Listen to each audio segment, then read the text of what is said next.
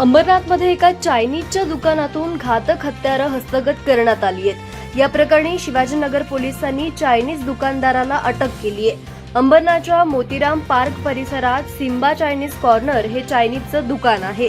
या दुकानात हत्यारं असल्याची माहिती शिवाजीनगर पोलीस ठाण्याच्या डीबी टीमचे कैलास पादीर यांना मिळाली होती। त्यानुसार या दुकानावर छापा टाकत झडती घेतली असता 2 तलवारी आणि एक मोठा कोयता आढळून आला।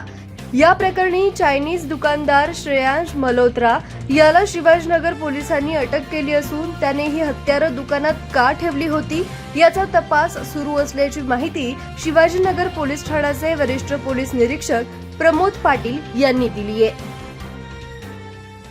शिवाजीनगर पोलीस ठाण्याचे गुन्हे प्रकटीकरण पथकाचे आमचे पोलीस हवालदार कैलास पादीर यांना दिनांक 15 तारखेला गोपनीय माहिती मिळाली की मोतीराम पार्क बी कॅबिन या ठिकाणी एक इसम आहे, त्याच्याकडे 2 तलवारी आणि एक कोयता असल्याची त्यांना गोपनीय माहिती मिळाली। त्या ठिकाणी इसम नामे श्रेयांश शैलेश मल्होत्रा वय 22 हा चायनीज गाडी चालवतो। त्या ठिकाणी त्याच्याकडे 2 तलवारी आणि एक कोयता लोखंडी हा विना परवाना मिळून आला।